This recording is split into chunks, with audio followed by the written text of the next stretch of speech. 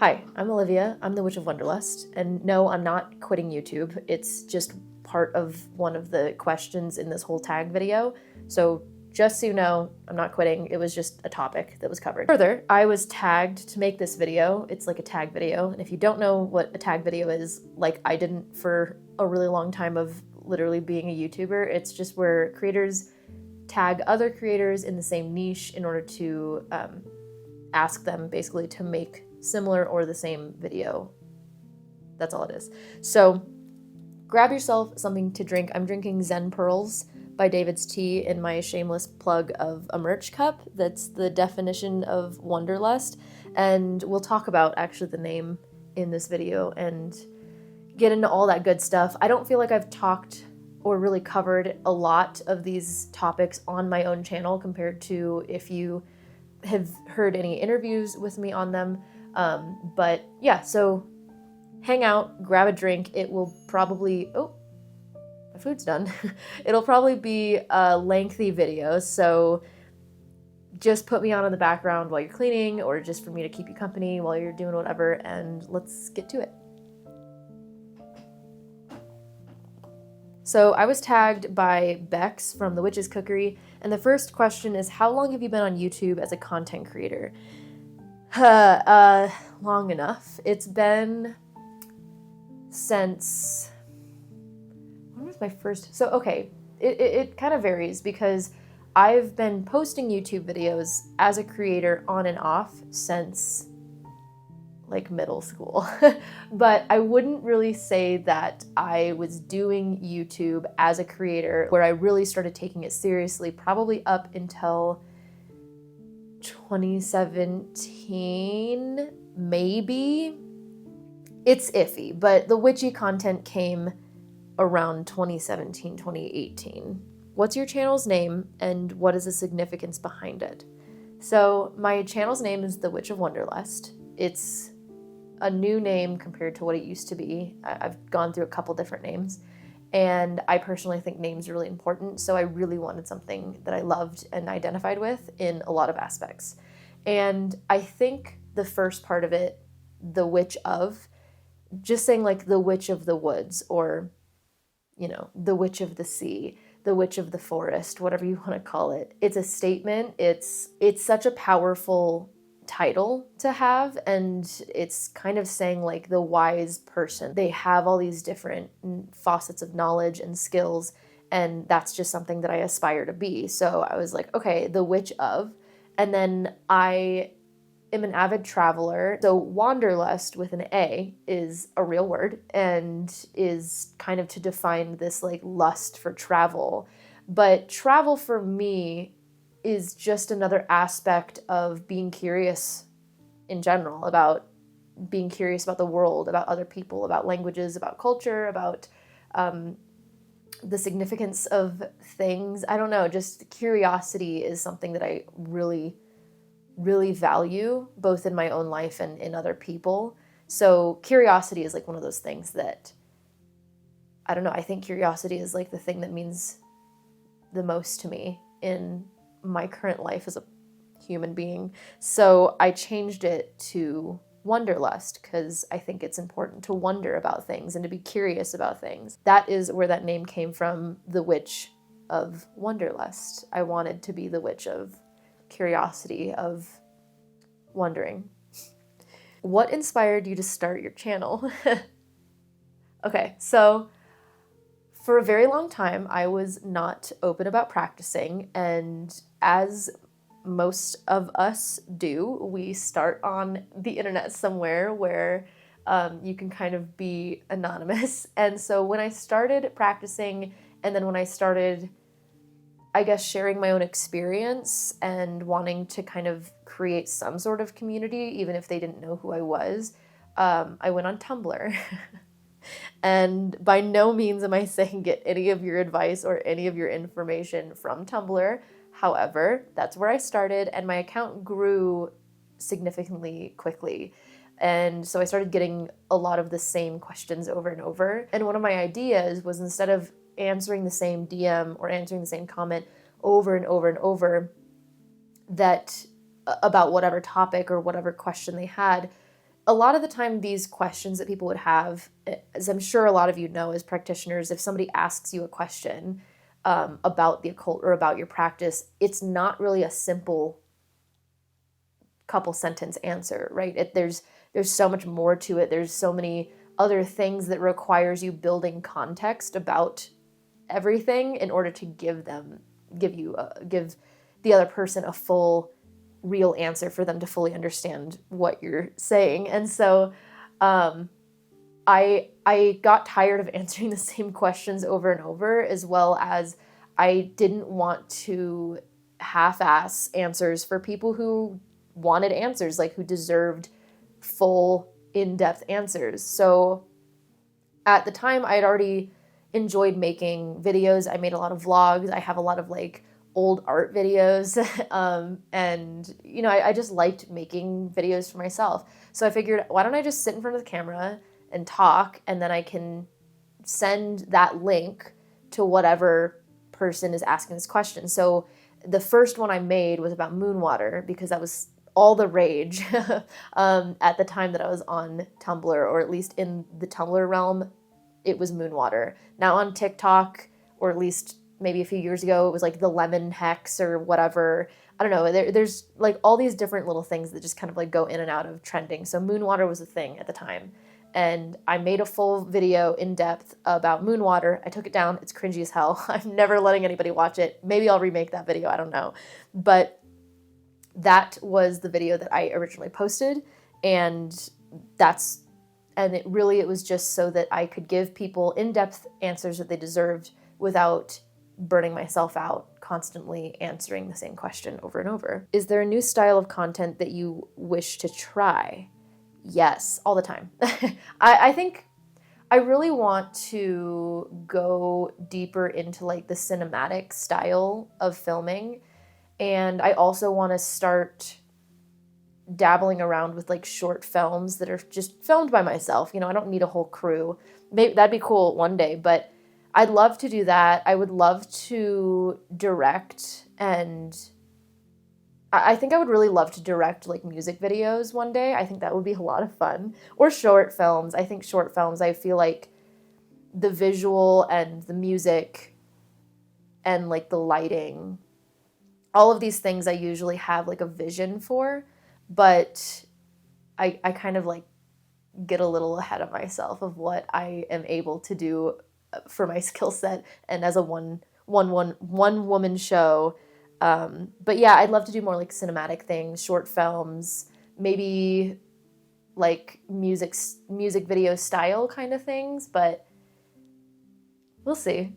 I generally post whatever I like, especially when it comes to vlogs. I know that a lot of my vlogs aren't heavily witchy, but there's something that I get so much joy out of making. So I'm not gonna stop doing that. And also it's my channel. So, you know, I know that a lot of people are like, well, make a separate channel that you can just do whatever you want. And I'm like, but I already have this channel, you know, and 2 channels is a lot of work. So I'm just going to post. I'm a creator at the end of the day. I may be heavily in the occult and heavily a witchy, known for my witchy type of content, but at the end of the day, when it boils down, I'm a creator. What are your hobbies outside of your channel? So I'm sure if you watch my videos, you know that I pole dance and I teach pole dancing. That's one of the biggest hobbies. My other one is I love to read a lot of nonfiction specifically, but recently I've been trying to get back into fiction, and I'm having a lot of fun with that.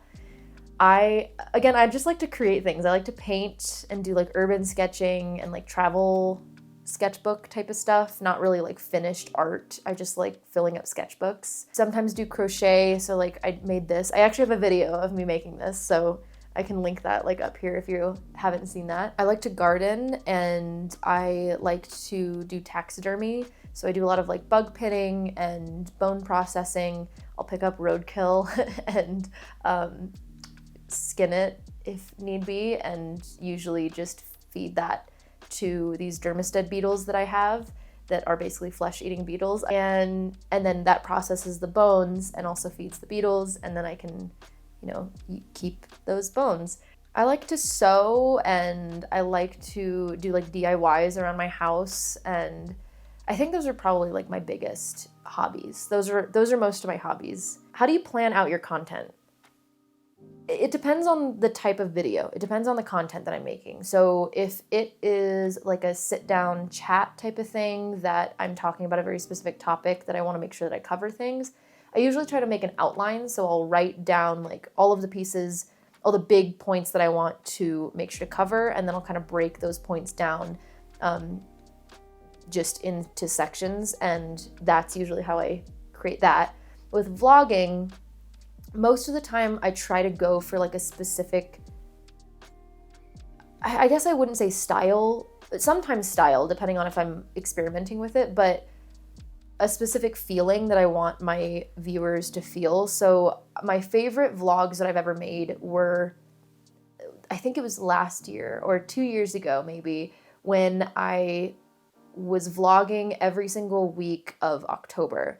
And you kind of see me, there's one specific vlog where I'm trying to get this combo down for pole dancing for the showcase, and I'm staying at the studio until like 1 a.m. just trying to like drill this combo that I just could not get on the right beats.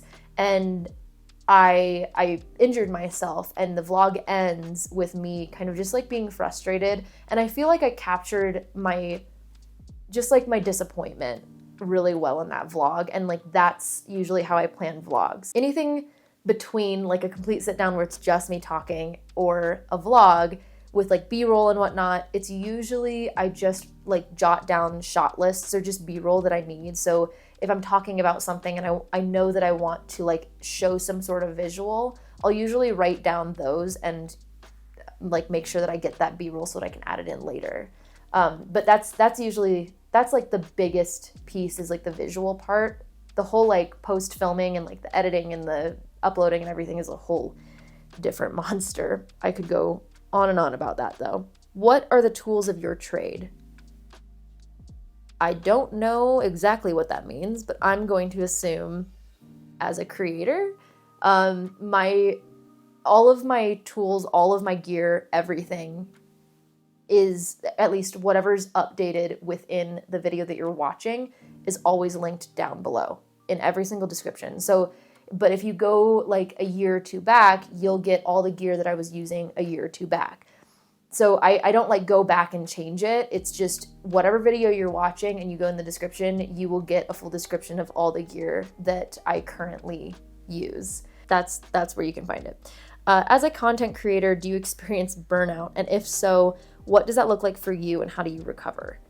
I experience burnout all the goddamn time. For those of you who have followed me for a few years now, you'll know that I usually post like a yearly video where I'm just like having a creative crisis, just as you do. And I just hate having those because I feel like whatever I'm making at the time just no longer brings me joy. And that's so frustrating for me. And obviously I know that that's like part of the creative process, and it always like makes me build my skill more. Like there's obviously good things about it, but that doesn't change the fact that it fucking sucks. So yes, I am burnt out often because I cannot not work.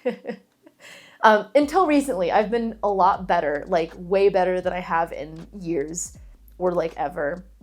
But it's very hard for me not to. So if I'm already burnt out, it's just a matter of resting and just doing something that literally has nothing to do with work, which is really hard for me. However, it's so refreshing and really nice and needed. So that could be like a sewing project or a house DIY project or like literally anything that's not filming for YouTube. But usually when I get excited about something, then all of a sudden I'm like, I should film this and share this with other people. Yeah. Another way I balance it is, in order to not get burnt out, I carry around this little notebook or like a notebook with me everywhere. And basically there's just too many things in my head like all the time.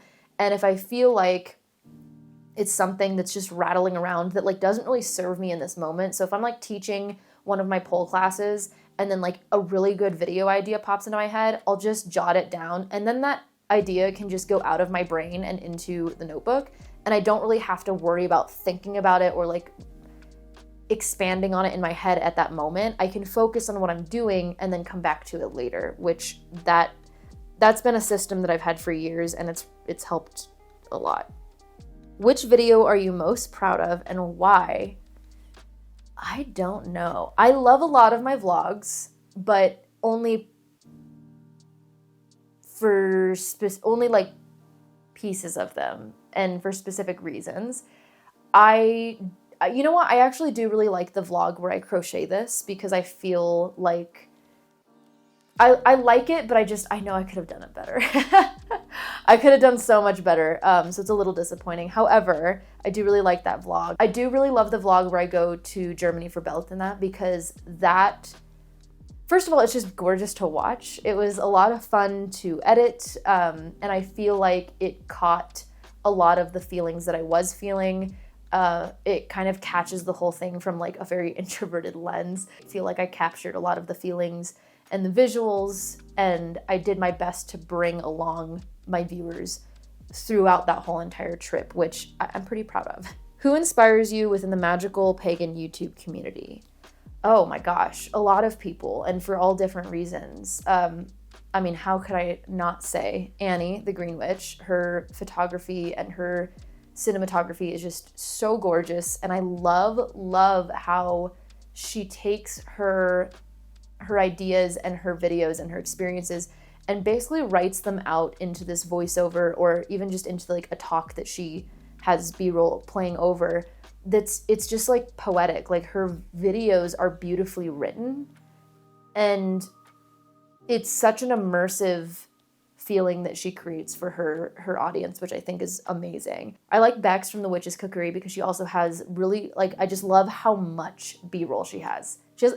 Y'all underestimate how much of a pain in the ass B-roll can be, and Bex gets so much of it all the time. And honestly, I don't know how she has the energy to continuously do that and be a mother of like 3. Couldn't tell you. Bex and Chaotic Witch Aunt, Frankie, both of them are really fantastic because I just feel like they don't take themselves so seriously, and that's just something that I feel like we desperately need in the witchcraft community. Hearth Witch, so underrated, but I do not understand how she doesn't have more subscribers. I cannot figure it out because she's just amazing with her knowledge. She is so knowledgeable, and she also just has this way of explaining things that it makes sense. Videos are binge worthy, and it just feels like she is one of the very few creators, especially like, I don't know, I mean, like, I'm not sure how long she's been doing it, but I feel like she's been doing it at least as long as I have, if not longer. She has a phenomenal amount of information that I feel like so many other witchy YouTubers usually would just dance around. Like, all the other YouTubers, they would say something about grounding, but they wouldn't fully in-depth explain to you how to ground, or make sure to lock your mirrors, and then you're like, what does that even mean? You know, and Hearth has a full video of how to do that, and so she's just so underrated. I also love Arabian Conjure. This is just like a huge shout out.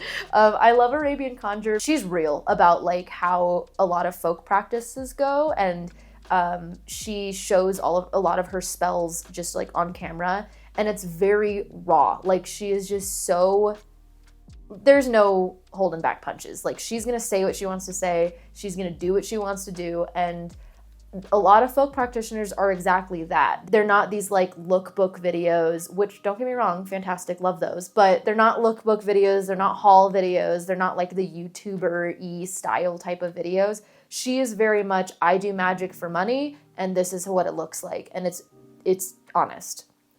I mean, I could go on. Those are the people who inspire me, but all for different reasons. I'm just going to cut that one short because I could just go on. Are there any channels you would recommend? Do you believe there are misconceptions about being a magical or pagan YouTuber? Yeah. I mean, I think there's misconceptions about being anything. Unless you've done the job or have done it yourself, there's going to be misconceptions. And I've just accepted that. I think there's plenty. I think it's the same misconception across the board it doesn't really matter what niche of YouTube that you're in. I feel like the misconception itself is the same. It's just a matter of comparing yourself to that YouTuber that you're watching. For example, on my vlogs, I've gotten comments where people are like, oh, your life is just so fantastical, it's so fun, and you're always doing all these crazy things. And it's like, well, you have to keep in mind that when I'm posting like a month vlog where I'm like, this is the month of August, this is the month of July, it's condensed into like 15 minutes, right? Like 30 days of my life is condensed into 15 minutes. And I'm only showing you what I'm comfortable with showing you. So while, yeah, like all of those things were fun and exciting to experience and to do, most of my days, and I say this everywhere on all platforms, I spend the majority of my days at my house, in my office, talking to a camera alone. I don't feel like I've ever lied about my life or what I'm doing or who I am. I do only show a very specific amount and in a very specific lens because I'm a content creator and because if I want to look back at certain moments, I want to remember those moments in a specific way. So I think Hi. Hello. Hi.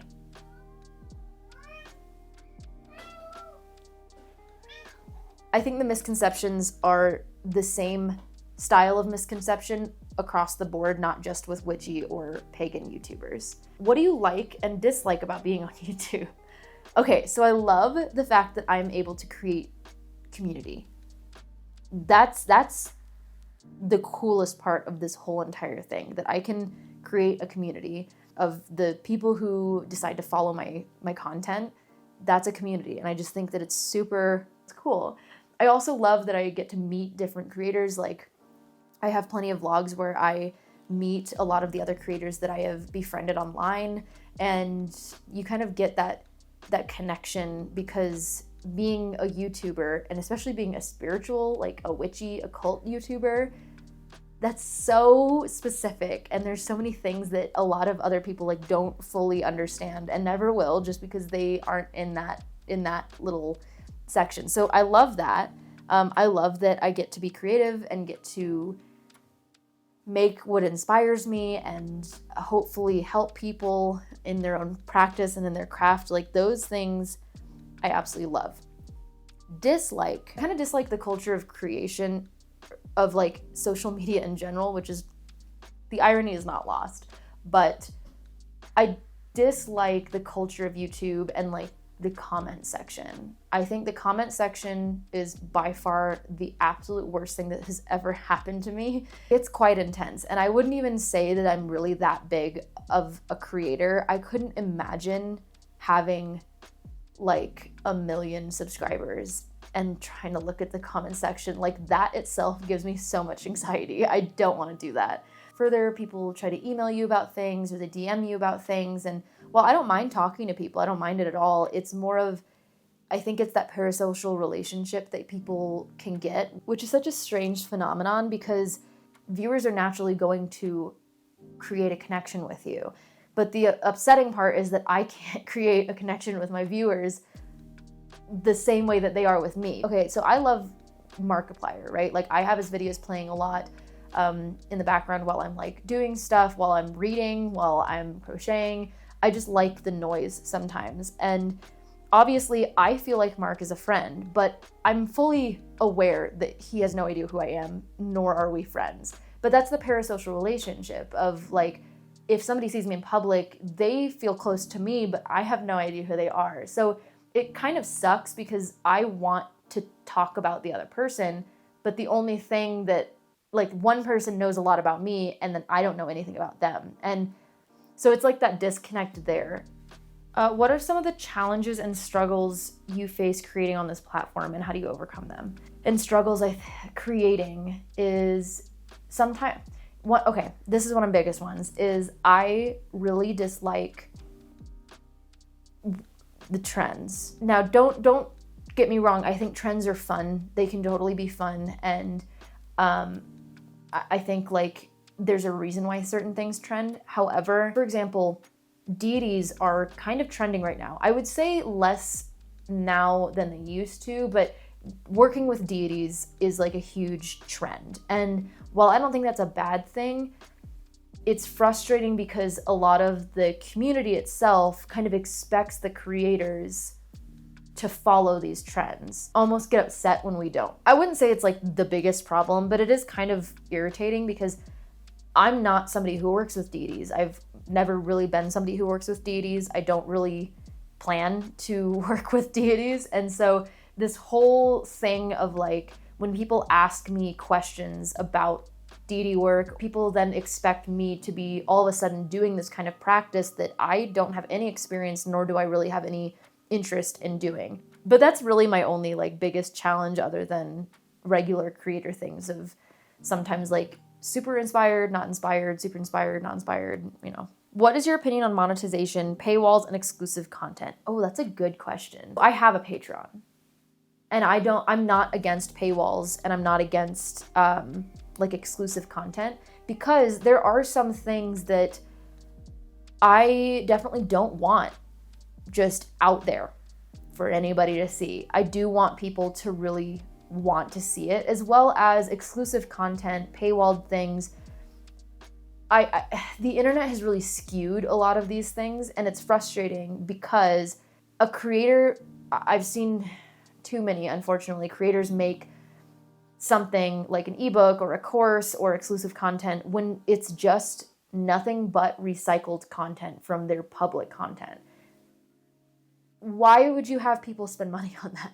However, I've also seen creators create full courses that are phenomenal, and you can tell they put so much work and so much thought and had other people edit them, and you know, they really, really wanted this course to mean something to people. You can tell the difference when it's a cash grab and when it's actually something for their viewers and for their audience. That's my opinion. I think that there's a time and a place for it, especially when you worked your ass off and you deserve to be paid for the work and the skills and the knowledge that goes into something. But when it's something that can just be found like out in public, you know, like you shouldn't be paywalling things like, let me tell you how to work with each day of the week, which I've seen. So I think there's a time and a place, and that's, and monetization. Look, if you're good at something, like you should get paid for it. I don't see an issue with that. I just think when it becomes, I just want to get paid for this, and I know like an easy way to just get money, there's that gray area, right? Like if you're on that side of just like, oh, I can just make easy money and do tarot readings, even though like I've only been doing tarot readings for a month. I don't know about that. Okay, the sun is going away, so I'm going to try to get through the rest of these, but there's not that many left. Oh, do you have any boundaries on this platform? Why or why not? Yes, you have to have boundaries on this platform. My biggest boundary right now is that I only read comments a day or maybe a second day after I have posted a video. And after that, I never look at those comments again. It saved my mental health so much. And I don't know, it's just like, I'm just making something that makes me happy and that I hope that helps other people. And then when you post that and people like take things, first of all, they take things like way out of context. And on top of that, sometimes like they'll take something that was completely not even a sliver of the point of the video and just run with that and hate you for it. I've just stopped doing that. As well as like, I just don't really respond to shitty comments for the most part, unless I think it's kind of funny. But for the most part, I don't respond to them anymore. I will not, it sucks because like you really have to put up a lot of walls in order to make sure that your mental health is okay. I also have boundaries for myself, like on my filming wise, I make sure that I'm careful about like the people that I film. I always ask them if it's okay, and I make sure that I don't put their safety at risk in any way. So it just has to be, I'm just very thorough about who I post and why I post them and how much about them I post. Because while I don't think anybody's gonna like see one person in one of my vlogs and be like, oh my God, I'm gonna stalk this person. It takes that 1%, right? It takes that 1%. And yeah, I don't really want to subject people to that. Do you have any current goals for your channel? Not really. I actually don't really have goals for my channel. I've never have. And I think I've stated before, like the number actually gives me a lot of anxiety. It's a lot of people. And there's a reason my career has turned into me talking by myself alone in a room with a camera and not around a bunch of other people. There's a big reason for that. So I don't really have any goals. I think personal goals, I just want to make more cinematic things. I want to make better videos. I always want to be bettering myself as an editor and as a filmmaker, and making things more concise to understand, more concise and easier to understand, making things that are engaging and enriching. But I don't know, like number-wise. I don't really have number-wise goals. As long as I can pay my bills, that is perfect for me. What are some mistakes that you've made and how did you fix them? Ooh, I don't make mistakes. No, I'm kidding. There's been plenty. I have definitely had times where I will not rewatch my video before I export it. And that has bitten me in the ass so many times. Or if I did rewatch it, but I didn't do like a final good, like full rewatch all the way through, that's when usually I get bit in the ass for it. Otherwise, that's like one of my biggest mistakes.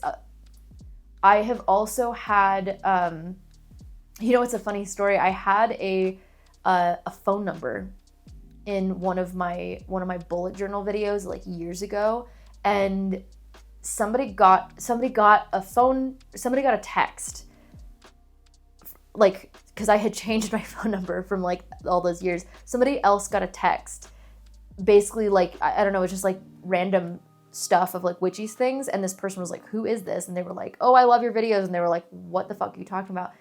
And actually they ended up messaging me. The person who got the text was like, hey, this old phone number that's now mine is still in one of your old videos, so if you could just take that down. That's a big no-no. So the fact that my old phone number was like in my journal, so even in like, so now it's just my emails that are public, and yeah, but I think that was like my biggest mistake ever. And then I just took that video down. It's just gone now. In what ways has your channel grown since your first video? Oh my God, it's in every way. Better filmmaking, better editing, better sound quality.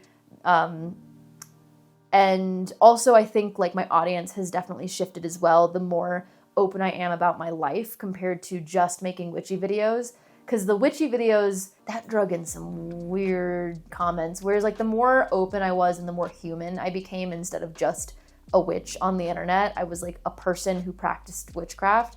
That created so much more of a relatable and better audience for me, and hopefully a better community for any of the viewers that watch my videos. Have you ever wanted to quit making videos, and why? Yes, multiple times. Because the comments fucking suck. People are just mean. People are so fucking mean, and sometimes they're scary. I've just had issues with people. I've dealt with stalking and just like multiple other issues that like I didn't ever want to experience again, and it was all like linked to my YouTube. So of course, not wanting to experience those awful things again, it was like, I'll just quit YouTube. After I get rid of this one really big issue, I'm just gonna quit YouTube. So yeah, I have considered it, and nowadays, recently, no, not at all. I just am slowing down because I'm trying to work more on quality instead of quantity, but the algorithm gods do not like that. So, hit the notification bell or something if you don't want to miss anything. What did you wish you'd known before starting your YouTube journey? I don't know. I liked learning along the way. I wish I would have known just the comment section, stay the fuck away from her. As well as the less time you're online, the better, which is kind of like a duality. But I really don't spend a lot of time online at all compared to, I think, a lot of other creators, because, and I get why they do. Obviously, it's like their job. I mean, I get it. But if I'm not working, for the most part, like 80% of it is all work online, and then 20% of it is not, unless you consider like having YouTube videos on in the background. I consume a lot of YouTube videos, but not really like, I guess like attentively. So yeah, less time online, just be chronically offline, because I have never been happier than that. Do you post on any other platforms? Yes, I'm very, very active on Instagram, mainly stories, but I do like to post a lot of photos on Instagram as well. I have a Patreon that I'm fairly active in, as well as in the Discord that we have Patreon, that's like a Patreon Discord. And then I shitpost on TikTok. I wouldn't go there for like any actual information. It's literally just to post things. It's not anything worthy of of actually following closely. Do you have any advice for anyone starting a YouTube channel? Enjoy what you do. Just enjoy it. Use what you have. Like, I started filming on my phone. There's plenty of huge YouTubers that still and only film on their phones. It's not the gear. Get inspired by other YouTubers and like be inspired and try to kind of recreate it in your own way, and just like what you do. Because if you're making content to just make content, just to do it, it's not gonna be worth it in the long run. Believe me, this job is so much work, especially if it's just you. It is so much work, and you have to enjoy what you're doing. Last question is, who will you tag in this video? I am going to tag Ivy the Occultist. I know that she's been tagged already, but I'm going to tag her anyway. I'm going to tag Annabelle Margaret from the Green Witch. And who else? I'll tag Frankie. Fuck it. Make them do it too. Yeah, so thank you for tagging me, Bex, and thanks for everybody else doing this tag. You'll probably find a lot of awesome creators, and I also do actually have a tag video that, my first ever tag video that I was going to create, and then somebody tagged me in this. So I was like, hey, perfect, coming out pretty soon, so keep an eye out for that. But yeah, that's it. That's it for this video. I hope that I kept you company in whatever you were doing, or you at least enjoyed the answers and you got to know me and my channel a little better. But otherwise, that is all for this video. And as always, thank you so much for watching. Best of luck. Be kind to each other, and may your gods treat you as you've treated others. Bye.